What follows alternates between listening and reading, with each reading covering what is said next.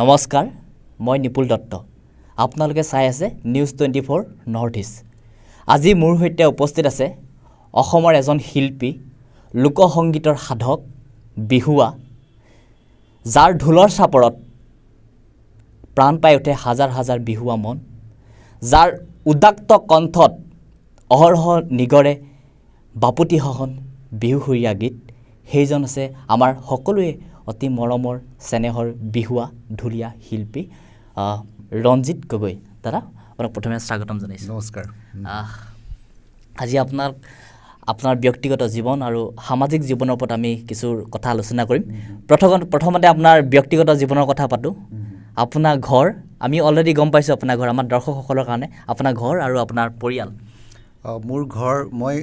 মই জন্ম হৈছিলোঁ শিৱসাগৰৰ, অবিভক্ত শিৱসাগৰ। এতিয়া মই চৰাইদেউলৈ গ'লোঁ। চৰাইদেউ মাহমৰা মাজ কোঁৱৰগাঁৱৰ এখন গাঁৱত, তাতে জন্ম, আৰু তাতে মই আদিপাঠ শিক্ষাৰ মই স্কুল চৰাইদেউতে কৰিছিলোঁ। তাৰপিছত মই হায়াৰ ষ্টাডিৰ কাৰণে মই কানৈ কলেজৰ পৰা গ্ৰেজুৱেশ্যন কৰিলোঁ। তাৰপিছত মই গুৱাহাটী ইউনিভাৰ্চিটিলৈ মই অৰ্থনীতি পঢ়িবলৈ আহিলোঁ। তাৰপিছত গুৱাহাটী ইউনিভাৰ্চিটিলৈ পঢ়াৰ অৱস্থাত সমান্তৰালভাৱে সংগীত জগতৰ লগত জড়িত হৈ পৰিলোঁ। বিশেষকৈ সেইখিনি সময়ত খুব অডিঅ' কেছেটৰ খুব এটা পয়োভৰ বা সেইটো জোৱাৰ আহিছিল, আৰু সেইখিনি সময়তে মই নিজকে এজন সংগীত পৰিচালক হিচাপে মই সোমাই গ'লোঁ। পচোৱা নামৰ হিয়ামণি,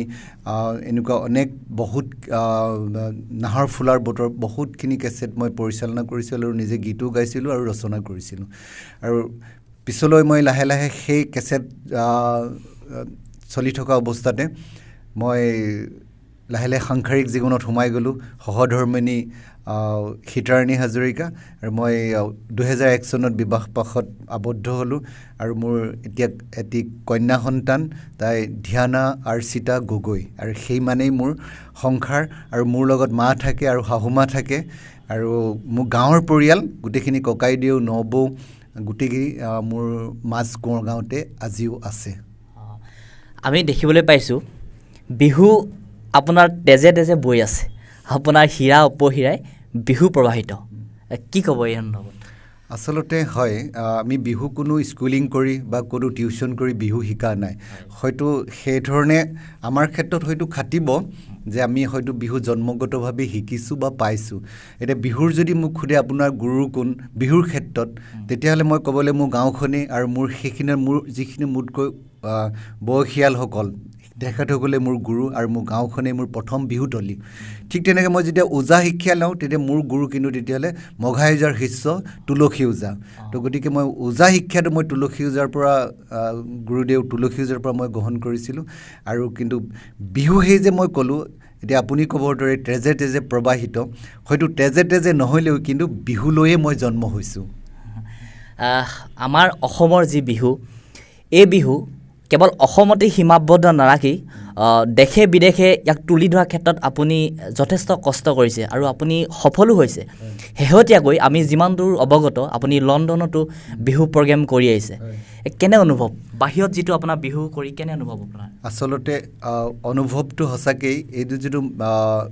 মই নিজকে গৌৰৱান্বিত বোধ কৰোঁ, এটা কাৰণে যে মই যেতিয়া নিউজিলেণ্ডত গৈছোঁ, নিউজিলেণ্ডৰ অথৰিটি স্কুলে মোৰ বিহুৰ ৱৰ্কশ্বপ কৰাইছিল। তাৰমানে এইটোৱে বুজায় যে আমাৰ সংস্কৃতি শিকিবলৈ সেইবোৰ দেশতো কিমান আগ্ৰহ, বা আমি সাৰ্থক হৈছোঁ বিহু প্ৰসাৰৰ ক্ষেত্ৰত। ঠিক তেনেধৰণে আমি লণ্ডনত কৰিছোঁ, আয়াৰলেণ্ডত কৰিছোঁ, অষ্ট্ৰেলিয়াত কৰিছোঁ, চাউথ আফ্ৰিকাত কৰিছোঁ, ছুইজাৰলেণ্ডত কৰিছোঁ, জাৰ্মানীত কৰিছোঁ, ৰাছিয়া কৰিছোঁ। তো আমি তেনেধৰণৰ অনেক জেগাত আমি বিহু কৰিছোঁ। কিন্তু সেইধৰণে আমি যথেষ্টখিনি আমি তাৰ কাৰণে কিছুমান ক্ষেত্ৰত আমি সচেতন হ'বলগীয়া হয়। যিহেতু বিহু আমি বিদেশত যেনেধৰণে পৰিৱেশন কৰিম, তেওঁলোকে তেনেধৰণে বিহুটো ভাবি ল'ব যে বিহুৰ কায়িক বা বিহুৰ শৈলীটো এনেকুৱাই বুলি ধৰি ল'ব। সেই বুলিয়ে আমি বিহু কিন্তু অপভংশ হিচাপে আমি বাহিৰত দেখুৱাব নোৱাৰোঁ। আমি সদায় সচেতন হওঁ, প্ৰত্যেকটো ক্ষেত্ৰতে আমি কওঁ যে বিহু আমি যে বাহিৰলৈ গৈছোঁ বুলি আমি ইয়াৰ ড্ৰেছৰ আমাৰ যিটো এটায়াৰ্ছ পোচাকৰ শালীনতা আমাৰ বিহুৰ যিটো শৈলীৰ যিটো শালীনতা আমি সেইটো কেতিয়াও আমি ধ্বংস কৰিব নোৱাৰোঁ যিহেতু বিদেশত আমি যি গাওঁ সেইধৰণেই মানুহে গ্ৰহণ কৰিব আৰু সেইধৰণেই ভাবিব কিন্তু সেই বুলিয়েই আমি যে বিদেশত এটা আধুনিক বিহু দেখুৱাবলৈ গ'লে কিন্তু আমি সঁচাকৈ সংস্কৃতিৰ এটা বিৰাট অপৰাধ কৰা হ'ব আৰু সেই অপৰাধবোধটো আমি সদায় থাকি যাব আমি সেইটো এটা সাংঘাতিক এটা কৰোণা ভাইৰাছৰ নিচিনাকৈ আমি পিছৰ প্ৰজন্মক এটা ভাইৰাছ হিচাপে আমি চিহ্নিত হৈ ৰ'ম গতিকে আমি সদায় সচেতন যে তেনেধৰণৰ আজিও মই অনুৰোধ কৰোঁ যিসকলে বিদেশলৈ যায় কৰোণা ভাইৰাছৰ নিচিনাকৈ বিহুটো যাতে এটা ভাইৰাছ ৰূপত বেয়া ভাইৰাছ ৰূপত যাতে প্ৰদৰ্শন নকৰে সেইটো মোৰ অনুৰোধ আৰু এটা মই বিশেষকৈ কথা কওঁ যে আজিকালি ক্ষেত্ৰত দেখা যায় বাস্তৱ ক্ষেত্ৰত যে বিহুৰ পোচাকৰ ক্ষেত্ৰত যে এগৰাকী যেতিয়া নাচনীয়ে বিহু নাচে ক'ৰবাত এপাৰ্ট ফ্ৰম কম্পিটিশ্যনক বাদ দি যে কোনোবাই ৰঙা মেখেলা এখন কোনোবাই হালধীয়া ব্লাউজ এটা বা কোনোবাই এনেকুৱা কিবা সাংঘাতিক কিবা কলা ৰিহা এখন এনেকৈ কৰি পেলাই তেওঁলোকে নৃত্য পৰিৱেশন কৰে কিন্তু আমি পোচাকত আমি গম পাওঁ যে এজন পুলিচ এজন উকিল এজন ডাক্তৰ কিন্তু আমি এতিয়া গম নোপোৱা হৈছোঁ যে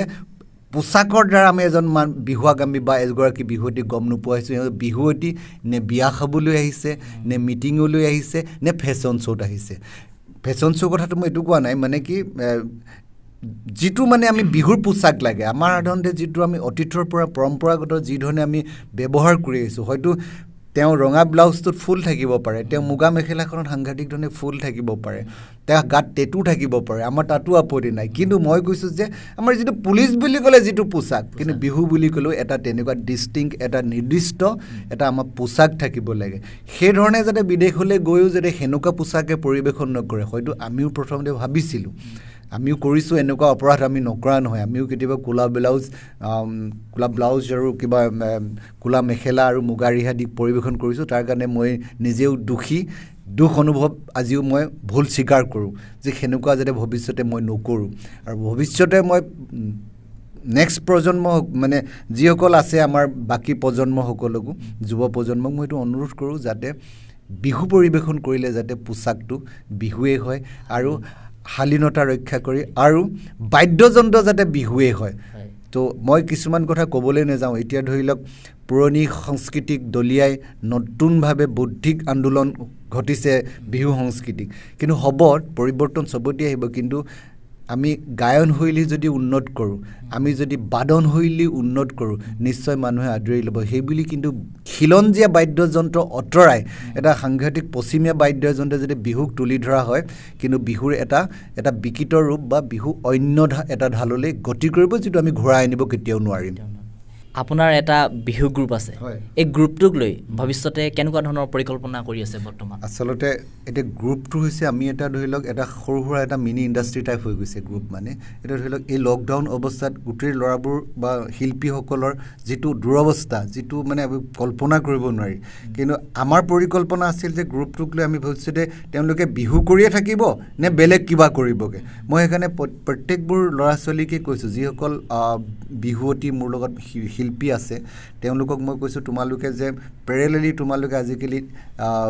টেটৰ শিক্ষাৰ বা BEd কৰিলে যি ধৰণে বা যি দৰকাৰ হয় এটা চাকৰিৰ কাৰণে এপ্লাই কৰিবৰ কাৰণে নিজকে কোৱালিফাইড কৰিবৰ কাৰণে প্ৰস্তুত কৰি তুলিব লাগে as well as along with এইখিনিৰ লগতে তেওঁলোকে ধৰি লওক অৰ্থনৈতিকভাৱে যেতিয়া বিহু নকৰিব তাৰপিছত তেওঁলোকে কি কৰিব সেই সুদূৰ প্ৰসাৰী এটা তেওঁলোকক আমি এই ল'ৰা ছোৱালীখিনিক সাম্যক জ্ঞান দিওঁ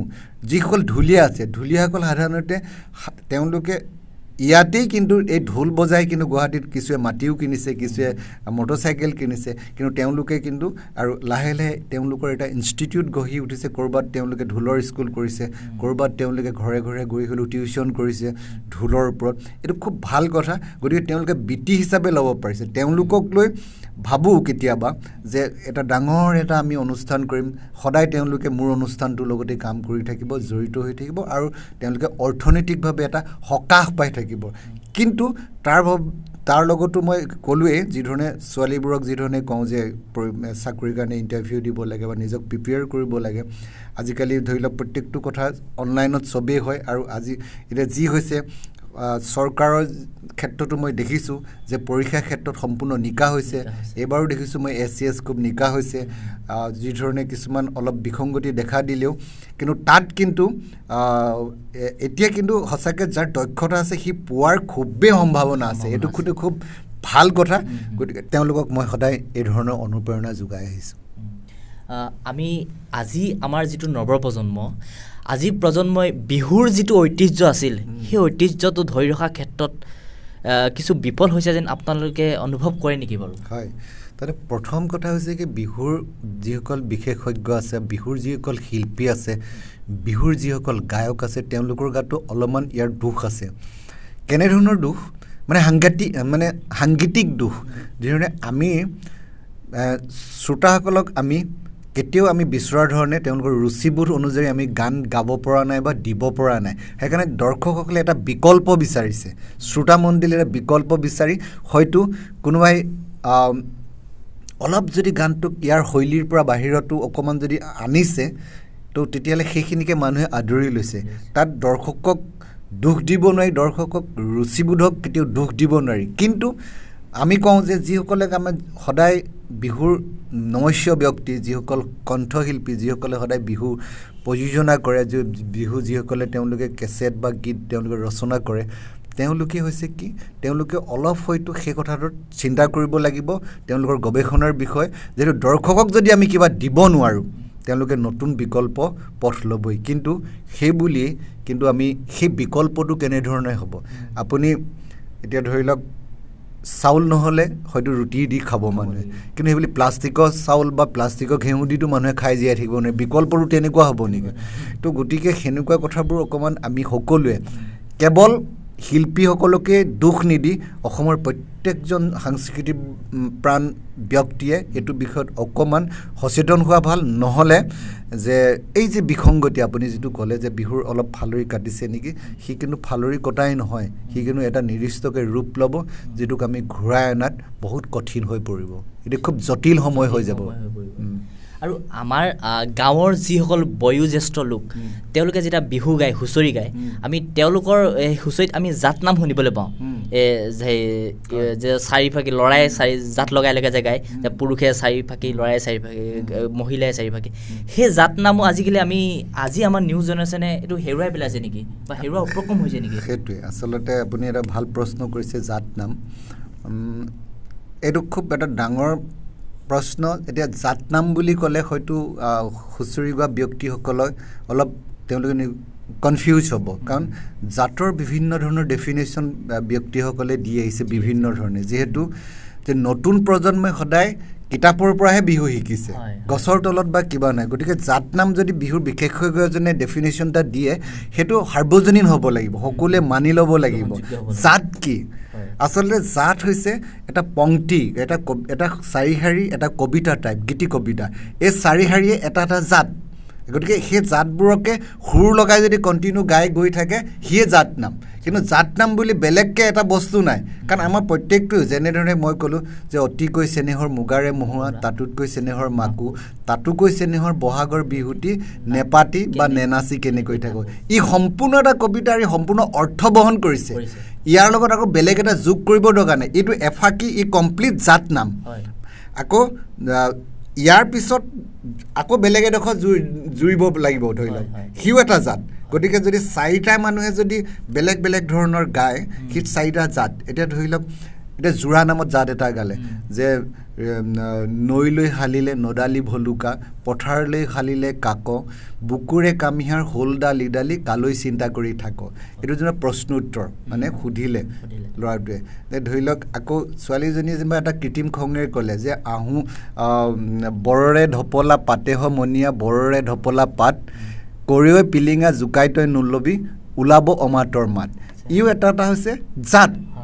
গতিকে এইবোৰকে আমি বিভিন্ন প্ৰসংগত আমি কেতিয়াবা আমি জোৰা নাম হিচাপেও গাওঁ কেতিয়াবা আমি ধৰি লওক অকল জাত লগাই গৈ থাকোঁ আৰু কেতিয়াবা আমি আৰু ইয়াৰ পিছত এনেকুৱা হয় কিছুমান এটা সম্পূৰ্ণ বিহু গীতৰ ওপৰত আমি জাতবোৰ এডোখৰ এডোখৰকৈ লগাই দীঘলীয়াকৈ গৈ থাকোঁ আৰু সেইটো কৈছোঁ 2 ৰাতি গালেও শেষ নহ'ব। আচলতে আপোনাৰ পৰা আমি বহুত কথা জানিবলৈ আৰু শিকিবলগীয়া আছে। ৰঞ্জিত দা, এই বিহু নাম আৰু বিহু গীত ইয়াৰ মাজত পাৰ্থক্য অৱশ্যে আমি নিজেও নাজানো, বহুতে নাজানে, অলপমান ক'ব নেকি বিহু নাম আৰু বিহু গীতৰ মাজত যিটো পাৰ্থক্য? মই হোমেন বৰগোহাঁই ছাৰৰ লগত এটা মোৰ কথোপকথন হৈছিল এইটোৰ বিষয়ৰ ওপৰত তেখেতৰ চেনেলটোত, যে বিহু নাম আৰু বিহু গীত। কিন্তু মই এইটো এটা খুব চেঞ্চিটিভ, মানে খুব সাধাৰণতে আমাৰ আৱেগিক হৈ আমাৰ বিহুৱাসকলে বা বিহু বিশেষজ্ঞসকলে সদায় ক'ব খোজে যে বিহু নাম। ইংলিছত যদি কোৱা যায় চং মানে নামো হ'ব বা গীতো হ'ব, এই সমাৰ্থক অৰ্থ বুলি কয়। কিন্তু আমি যদি কওঁ যে বিহু নাম আৰু বিহু গীত, এই দুইটা এটা সাংঘাতিক পাৰ্থক্য আছে। কিন্তু আমি এটা একদম সৰু এটা কথা কওঁ, নাম বুলি ক'লে সদায় এটা সংকীৰ্ণ অৰ্থত বুজোৱা হয় আৰু গীত বুলি ক'লে এটা ব্যাপক অৰ্থত। নাম, এতিয়া ধৰি লওক নাম বুলি ক'লে এতিয়া আমি হৰি নাম, অকল হৰি প্ৰসংগটো এটাত আহিব, বিয়া নাম, অকল বিয়া প্ৰসংগ আহিব। তাত কিন্তু আপোনাৰ ডক্টৰ ভূপেন হাজৰিকাৰ কথা, শংকৰদেৱৰ কথা তাত নাহে। নাম বুলি ক'লেও ভগৱানৰ কথাই আহিব, তাতো ৰঞ্জিত গগৈ বা কোনোবা সোমনাথ বৰা ছাৰ এনেকুৱা কথা তাত নাহে। হৰিনাম বুলি ক'লে অকল হৰিক এটা আধ্যাত্মিকভাৱে উচ্চাৰণ কৰে। গতিকে বিহুটো তেতিয়াহ'লে নাম নে? যদিহে নাম হয় তেতিয়াহ'লে ই খুব ঠেক অৰ্থত হ'ব। যেনে যিবোৰ গীত অকল কেৱল বিহুৰ ঋতুটোৰ ওপৰত লগত মানে সংপৃক্ত, যিবোৰ গীত কেৱল বিহুটোক লৈয়ে গোৱা হয়, যেনে মই ক'লোঁ এতিয়াই যে অতিকৈ চেনেহৰ মুগাৰে মহুৱা, তাতোতকৈ চেনেহৰ মাকো, তাতোতকৈ চেনেহৰ বহাগৰ বিহুটি নেনাচি কেনেকৈ থাকোঁ, সেইটো নাম হ'ব পাৰে, কাৰণ অকল পাৰ্টিকুলাৰ সেই বিহুত মানে সেইকেইটা কথাই কৈছে। ঠিক তেনেধৰণেকৈ নাহৰ ফুল ফুলিবৰ বতৰ বা ফুলপানী চিঙাতে ঢোলৰ মাত শুনিলোঁ, নাহৰ ফুল ফুলিবৰ বতৰ, থেকেচি ভাঙি যাওঁ যতৰ, সেইটো এই কথাটো হৈছে কি অকল সেই বিহুৰ ছিজনটোৰ লগতেই জড়িত এটা গীত। গতিকে কিন্তু যে তোমালৈ চাওঁতে জপনা দিওঁতে বিন্ধিলে অঘয়া হোলে, তোৰো মন এগলে মোৰো মন এগলে কি কৰিব অজাতি কোলে, এইটো বাৰু এইটো প্ৰেমৰ লগত জড়িত। যিকোনো এটা মুহূৰ্ততে আমি গাব পাৰোঁ, সেই আঘোণতো গাব পাৰোঁ, শাওণতো গাব পাৰোঁ, ভাদতো গাব পাৰোঁ, ৰ'দতো গাব পাৰোঁ, বৰষুণতো গাব পাৰোঁ, য'তে ত'তে গাব পাৰোঁ। গতিকে ইয়াক আমি ইয়াৰ অৰ্থ ব্যাপক, কিন্তু আমি বিহুত গাওঁ, সি জানো নাম হ'ব পাৰিব? ঠিক তেনেধৰণে এতিয়া ধৰি লওক যে আঘোণৰ পথাৰত ধানে দাই আছিলোঁ, বাউলি বতাহে পালে, কাঁচি দলি মাৰি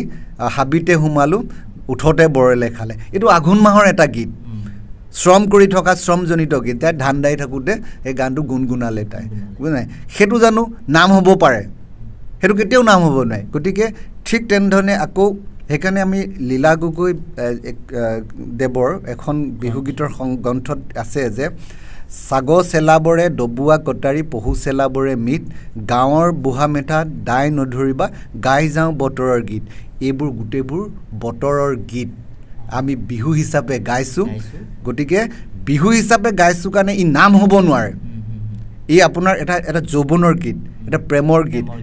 এইটো এটা ডেকা অৱস্থাত সকলো সময়তে আহিব পাৰে, সকলো শাওণৰ বোকাটো গাব পাৰিব, বহাগৰ মাজমজিয়াটো গাব পাৰিব, তোমাৰ দবা পিঠা বৰষুণতো গাব পাৰিব,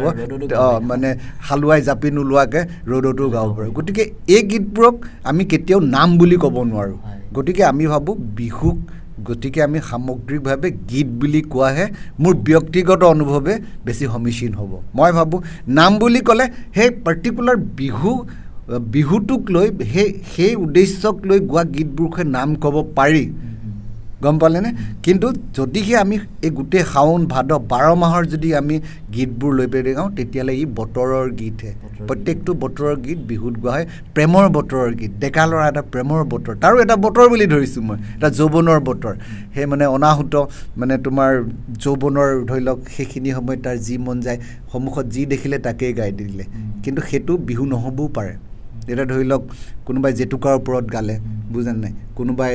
তাই গহনাৰ ওপৰত গালে, গহনাটো কেৱল বিহুতেই নিপিন্ধে, ছোৱালী এজনী বিয়া খাবলৈ গ'লেও বা ধান দাবলৈ গ'লেও কাপোৰ কানি কেনেকৈ পিন্ধিছে, মাছ মাৰিবলৈ গ'লেও সি জানো তেতিয়া নাম হ'ব পাৰিব? মাছ মাৰিবলৈ গ'লেও কাপোৰ সাজ তাই লিপিত খাই ধৰিলে, তাৰ ওপৰতো তাই বিহুটো এটা গীত ৰচনা কৰিলে, আমি যিটো বিহু গীত বুলি কৈছোঁ। কিন্তু সেইবোৰ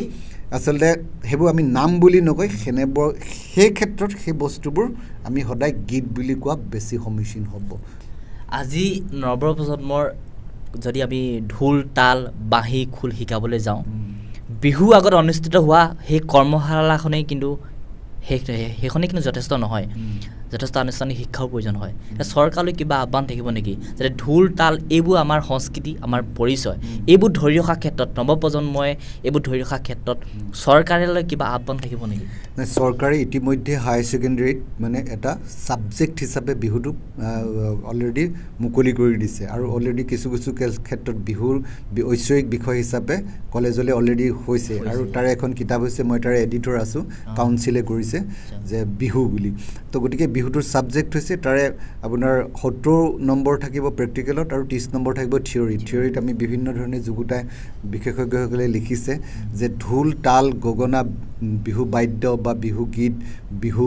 পৰিৱেশন শৈলী ইত্যাদিৰ ওপৰত কিতাপখন প্ৰস্তুত কৰা হৈছে। চৰকাৰে ইতিমধ্যে এইখিনি কৰিছেই, কিন্তু চৰকাৰে তথাপিতো আমি ভাবোঁ যে কিছু ক্ষেত্ৰত বিহুৱাসকলৰ প্ৰতি অকণমান সহনশীলতা দৃষ্টি দিলে আমি ভাল পাম। যিহেতু এতিয়া স্কুলত বিহু হ'ব, কোনে শিকাব? নিশ্চয় আমাৰ বিহুৱা এজনক যদি এপইণ্টমেণ্ট দিয়ে, সি হয়তো আৰু সি ঢোলটো বজাবলৈ আৰু এটা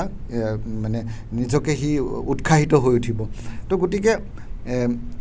আৰু ইতিমধ্যে লকডাউনৰ সময়ত আমি গোটেই অসমৰ বিষয়ে প্ৰথমে পৰিকল্পনা কৰিছিলোঁ বিহুৱাসকলক কিবা দিব পাৰি নেকি, কিন্তু তাৰপিছতো আমি শেষত আমি অকণমান গুৱাহাটীৰ ভিতৰতে আমি ধৰি ল'লোঁ যে গ্ৰেটাৰ গুৱাহাটীত আমি কিছু একেবাৰে মানে অৱস্থাহীন মানে বিহুৱতীক কিছু অনুদান দিব পাৰি নেকি। তথাপিতো আমাৰ অলিম্পিক সন্থাৰ মুছপলি চেয়াৰমেন মানে তেওঁ সভাপতি আৰু লক্ষ্য কোঁৱৰে আমাৰ চিফ মিনিষ্টাৰ সহযোগত আমাক তেওঁ প্ৰতিজন 150 বিহুৱাক 1500 টকাকৈ অনুদান আগবঢ়ালে। এইটো আমি নথৈ আনন্দিত, আৰু এই ধৰণে তেওঁলোকে আমাক আগলৈকেও ভৱিষ্যতে আমাক এই ধৰণে সহায় দৃষ্টিয়ে যদি চায়, আমি নিশ্চয় বিহুৱাবোৰ আৰু অলপ আয়ুস বঢ়াবলৈ বা বৃদ্ধি হ'বলৈ কাম কৰিব, সাহস দিব। যোৱা বছৰ ক'ভিডৰ কাৰণে আপোনালোকে ঘৰৰ ভিতৰতে আবদ্ধ হৈ থাকিব লগা হ'ল, অসমৰ কোনো ঠাইতে আপোনালোকে অনুষ্ঠান পৰিৱেশন কৰিব নোৱাৰিলে। এইবছৰ কেনেকুৱা ধৰণৰ পৰিকল্পনা? ক'ভিডৰ কাৰণে যোৱা বছৰ নহ'ল, এই বছৰটো ক'ভিডৰ যি মানে সুদূৰ প্ৰসাৰী যি মানে তাৰ ক'ভিডৰ যি মানে ৰিয়েকশ্যন, যিটো ছাইড এফেক্ট মানে পাৰ্শ্বক্ৰিয়া ক'ভিডৰ এতিয়াও এইবছৰ চলি আছে। যিহেতু বিহু সাধাৰণতে কোন শ্ৰেণীৰ মানুহে অৰ্গেনাইজ কৰে, যিসকল ব্যৱসায়ী, যিসকল ধৰি লওক কোনোবা এটা অঞ্চলত ধৰি লওক গণেশগুৰিতে বিহু এখন হ'ল, গোটেই গণেশগুৰি গোটেই সেই মাৰ্কেটিং এছ'চিয়েশ্যন বা গোটেই আশে পাশে থকা সেই দোকান বা ব্যৱসায়ীখিনিয়ে কিন্তু সংগঠন হৈ বিহুখন পাতে। চৰকাৰী চাকৰিয়ালসকলে ধৰি লওক অনুদান এটা দিব, কিন্তু তেওঁলোকৰ সময় নাই বা তেওঁলোকে অনুদানটো দিয়ে সিমানতে। কিন্তু এই যে হ'ল এইবাৰ হয়তো বিহুখন হয়তো পাতিব, অনুষ্ঠিত হ'ব, কিন্তু প্ৰত্যেক বিহু কমিটিয়ে প্ৰত্যেকজন শিল্পীকে এটা এনেকুৱা নমস্কাৰ এটা দিব, হাতযোৰ কৰিব। এইবাৰতো গম পাইছেই যে ক'ভিডৰ কাৰণে আমি কোনো কালেকশ্যন কৰিব নোৱাৰিলোঁ, গতিকে আপোনালোকক এবাৰ মাননিটো যি দিছোঁ আৰু সেইটোতে লৈ সন্তুষ্ট হওক। কিন্তু এই ক'ভিডৰ যিটো এতিয়া ক'লোঁ যে যি ধৰণে ধৰি লওক সংগঠকসকলে ক'ব, ব্যৱসায়ী সন্থাসকলে বা বিহু আয়োজক কমিটিয়ে ক'ব যে এইবাৰ আমি অত্যন্ত দুখিত যে অহা বছৰলৈ আপোনালোকে আমি যি লাগে দিম,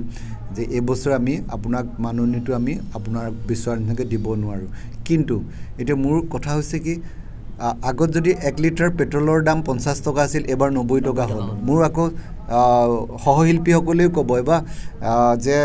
পিঁয়াজৰ কিলো 60 টকাৰ পৰা সিহঁতি কিনে, কাৰণ পেটৰ ভোগটোতো সকলোৱে একেই। তো এটা ঢোলৰ দাম 10,000 হ'ল। গতিকে এনেকুৱা হৈছে আমাৰ কমিটিৰ গ্ৰাফডাল তললৈ নামি আহিছে আৰু শিল্পীসকলৰ গ্ৰাফডাল অভাৱবোৰ ওপৰলৈ উঠি গৈছে। আৰু সেইকাৰণে এতিয়া মোক যদি কমিটি আহে যে মোক যদি নমস্কাৰ কৰি পিনে কয়, এতিয়া মই প্ৰগ্ৰেমটো কৰিম নে নকৰিম। এতিয়া ল'ৰা ছোৱালীখিনিৰ অভাৱ বাঢ়ি গ'ল, কমিটি ফালে পৰা আকৌ নামি আহিলে, এইটো এটা বৰ মেথমেটিকেল মানে আহে। তো ইকনমিকেলি এইটো এনেকুৱা মানে ধৰি লওক এনেকৈ বাঢ়ি গ'ল আকৌ নামিলে গাফি। তো গতিকে তাৰ মাজত আমি কি কৰিম এতিয়া আটাইতকৈ ডাঙৰ প্ৰশ্ন তেতিয়া বিহু কৰিম নে নকৰিম আকৌ যদি নকৰোঁ তেহেঁতৰ সেই 90 টকাকৈ পেট্ৰলৰ লিটাৰ ভৰাবলৈও সিহঁতক হয়তো বহুত এটা জটিল সময় হৈ পৰিব আকৌ আমি কিমানখন ফাংচন কৰিম ঠিক তেনে আমি ধৰি লওক প্ৰায় 38ৰ পৰা 40খন ফাংচন কৰোঁ এটা ল'ৰা এটা ছিজনৰ কাৰণে এজনী ছোৱালী আমাৰ যদি আমি বহাগৰ বিহুটো ভালকৈ কৰি দিওঁ বছৰটো ধুনীয়াকৈ হৈ যায় চলিব পাৰে কিন্তু এই যে এতিয়া বৰ্তমান এই সংকটময় এই যিটো সন্ধিক্ষণ এই সন্ধিক্ষণত কিন্তু যদি কমিটিসকলে আমাক নমস্কাৰ কৰি পিনে ক'বলৈ লয় তেতিয়াহ'লে কিন্তু আমাৰ বিহুৱাবোৰে হয়তো বিহু এৰিব লাগিব ইতিমধ্যে মোৰ লগত বাঁহী বজোৱা ল'ৰাটোৱে সি JCB চলাবলৈ গুচি গ'ল তো উপায় নাই সি কি কৰিব তাক আকৌ মই ঘূৰাই নাই তাক যে মই গেৰাণ্টি দি ক'ব নোৱাৰোঁ যে তই ঘূৰিয়া তো সেইটো পইচা মই দিব পাৰিম তো গতিকে তাৰ উপৰিও কথা এটা হ'ল যে ধৰি লওক মই বাৰু মোক চিনি পাই কাৰণে মই যিটো মাননি কওঁ হয়তো অলপ কম বেছ হ'ব কিন্তু সৰু সৰু বিহুৱাখিনিক ক'ব যে তেওঁলোককতো যিটো ক'ব তাৰ আধা কমাব আধা কমোৱাৰ লগে লগে মেইন কথা হৈছে কি সেই সৰু বিহুৱাযোৱাৰ মুগা কাপোৰযোৰ দামটো মোৰ যোৱাতকৈ কম নহ'ব মোৰ বিহুৱাযোৰত বা ডাঙৰ বিহুৱাযোৱাৰ মুগা কাপোৰ যি দাম হ'ব সেই সৰু বিহুৱাযোৰ মুগা কাপোৰ সমানেই দাম হ'ব মোৰ বিহু যোৱাৰ কাৰণে ঢোলৰ দাম যিটো হ'ব সৰু বিহুৱা যোৱাৰ কাৰণে ঢোলৰ দাম একেটাই হ'ব মোৰ বিহুৱা শিল্পীসকলৰ কাৰণে যদি পিঁয়াজৰ কিলো 60 টকা হয় সৰু বিহুৱাখিনিৰ কাৰণেতো একেই হ'ব 60 টকাই হ'ব মোৰ বিহুৱা যোৱাৰ কাৰণে যদি পেট্ৰলৰ দাম 90 টকা হয় যে সৰু বিহুৱা যোৱাৰ ঢুলীয়াসকলৰ মটৰচাইকেলত ট্ৰেভেল হ'লে পেট্ৰলৰ দামটো সমানেই হ'ব যদি তেওঁলোকক কমাই মাননি দিয়া হয় কিন্তু তেওঁলোকে বিহু হয় বাদ দিব লাগিব মোৰ যিধৰণে বাঁহী বজোৱা শিল্পীজনে আজি JCB চলাবগৈলগীয়া হৈছে এনেধৰণৰ গেৰাণ্টি কোনো দিব নোৱাৰিব আৰু হয়তো এটা সময়ত এই গোটেই এই সংস্কৃতিৰ পৰা তেওঁলোক ফালৰি কাটি বা সংস্কৃতি কৰিবলৈ এৰি তেওঁলোকে হয়তো ব্যক্তিগতভাৱে বেলেগ য'ত তেওঁলোকে জীৱিকাৰ যি ধৰণে তেওঁলোকে খাদ্য অন্বেষণত তেওঁলোকে নতুন পথ সন্ধান কৰিব লাগিব আপোনাৰ এলবাম মন পচোৱা হিয়ামনিৰ ওপৰত কিবা ক'ব নেকি আচলতে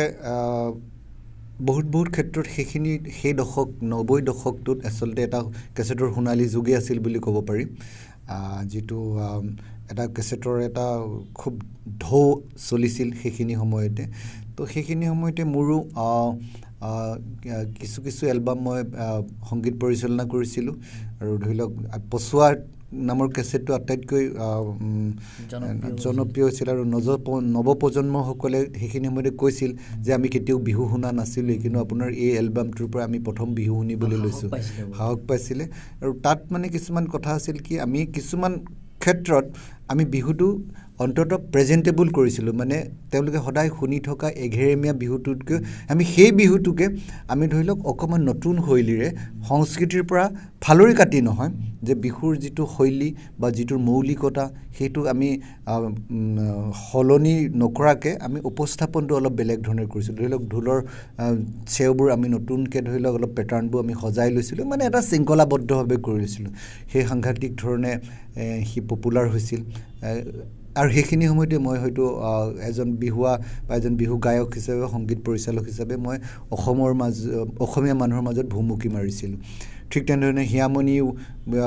এটা খুব ভাল এলবাম আছিল নাহৰ ফুলাৰ বতৰ ভাল অনেক কিছু মই কৰিছোঁ ঠিক তেনেদৰে দিহিং পাৱাৰ পিউটি কেছেটৰ মই সংগীত পৰিচালনা কৰিছোঁ বহুতকেইটা এলবামত আমি অনুষ্ঠান শেষ কৰিব লাগিব শেষত আপোনাৰ হাতেৰে ঢোলৰ চাপ আৰু এফাকি বিহু যদি নুশুনো তেন্তে ৰাইজেও মোক সোধাই নিব এফাকি বিহু আৰু এটি ঢোলৰ চাপ আচলতে কি হয় আমি সঁচা কথা ক'বলৈ গ'লে এতিয়া ধৰি লওক প্ৰথমে সাংস্কৃতিক কৰ্মী আছিলোঁ সাংস্কৃতিক মজদুৰ আছিলোঁ এতিয়া আমি সাংস্কৃতিক ঠিকাদাৰলৈ গৈছোঁগৈ গতিকে ঠিকাদাৰ যেতিয়া হয় ঠিকাদাৰে কেতিয়াও নিজে কাম নকৰে ধৰি লওক আনৰ হতুৱাই কৰায় তো গতিকে কিছুমান ক্ষেত্ৰত মানে এনেকুৱা হয় আমি নিজে নকৰি ধৰি লওক আমি এতিয়া সদ্যহতে আমি খুব মানে গাবলগীয়া অৱস্থাতহে গাওঁ বা বজাবলগীয়া অৱস্থাতহে বজাওঁ বা আমি কাৰোবাক শিকাবলৈহে গাওঁ বা কাৰোবাক শিকাবলৈহে বজাওঁ কিন্তু মানে কি এজ এ প্ৰফেশ্যনেল হিচাপে মানে কি এনেই এইধৰণে গোৱা অভ্যাসবোৰ প্ৰায় কমি গৈছে তথাপিও যে বিহু ঢোল আৰু গায়ক হিচাপে মই নিজকেই এই জগতখনলৈ ওলাই আহিছোঁ এতিয়া নিশ্চয় মই গুণাম এইটো গান বুলি ক'লে হয়তো ভুল হ'ব ঠিক আছে মই বিহুগীত এটা অকণমান একদম প্ৰথম কেছেটৰ মোৰ যাৰ দ্বাৰা মোৰ আৰম্ভণি হৈছে মই তাৰে দুটা গানৰ দুটা কলি মই অকণমান গুণগুণাম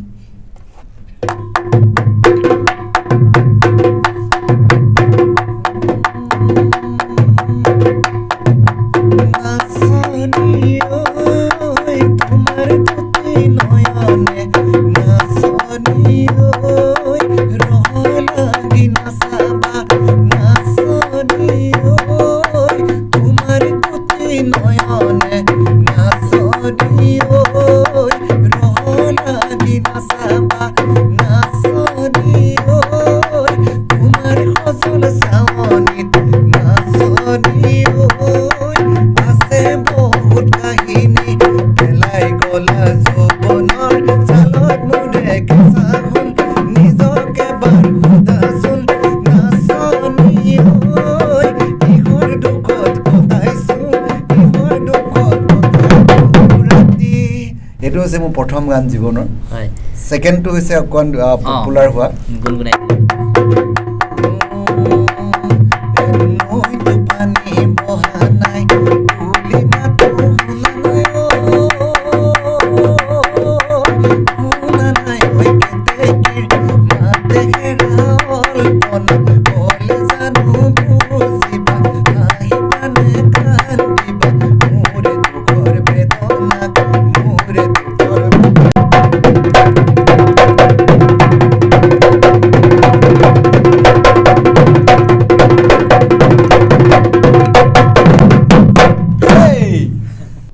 বিহুলে বেছি দিন নাই অনাগত বিহুটোৰ বাবে সকলো অসমবাসীলৈ মই শুভেচ্ছা জ্ঞাপন কৰিছোঁ আপোনালোকৰ চেনেলৰ যোগেদি এই আহিবলগীয়া বিহুটো যোৱা বিহুটোতো গ'ল যে বিহুগীতত কয়ে যে যোৱাবাৰ বিহুটি এনেই হেৰুৱালোঁ চেনাই তুলুই বাট চাই এইবাৰ আহিব আৰু মানে হেঁপাহ গুচাই নচুৱাম হেঁপাহ গুচাই এইবাৰ বিহুলৈ আহিবি তো মোৰ এটাই অনুৰোধ থাকিব যে খিলঞ্জীয়াৰ গামোচাখনৰ প্ৰতি খিলঞ্জীয়া বাদ্যযন্ত্ৰৰ প্ৰতি আমাৰ বাপুতি সাহোন বিহুটোত পৰিৱেশন কৰোঁতে বা এই যে গামোচাখন আমি পাৰিলে আমি অসমৰ শিল্পীসকলক শিপিনীসকলক সন্মান জনাই ঘৰত বোৱা গামোচা এখন কান্ধত লৈ আপোনজনৰ ওচৰলৈ বা আপোনজনক প্ৰদান কৰিলে ভাল পাম বিহুৰ যি নাটনি হৈছে বাদ্যৰ কাঠৰ ছালৰ নাটনি হৈছে এই নাটনিখিনিতো আমি ধৰি লওক কোনোদিনেই পূৰাব নোৱাৰিম যিহেতু আমাৰ খেতি অগ্ৰাসনৰ কাৰণে বা ফৰেষ্ট ধ্বংস হোৱাৰ কাৰণে আজি কাঠো নাইকিয়া হৈছে গতিকে সকলো মানুহে যদি ঘৰত ঢোল এটা আছে খুব আতুম টুকাৰিকৈ বিহুৰ পিছত থৈ দিয়ে যাতে পুনৰ আমি পিছৰ বছৰ আকৌ ব্যৱহাৰ কৰিব পাৰোঁ ঠিক তেনেকৈ মুগাৰ কাপোৰযোৰ যদি কাৰোবাৰ আছে ঠিক ধৰণে নষ্ট নকৰি অহাবাৰ পিন্ধিবৰ বাবে সযতনে ৰাখিব লাগে আৰু সেইটো মই আকৌ শেষত কৈছোঁ যে ঢোল পেঁপা গগনাৰে পৰিৱেশন কৰা বিহু যাৰ প্ৰতি শ্ৰদ্ধাশীল হওক অসমবাসীয়ে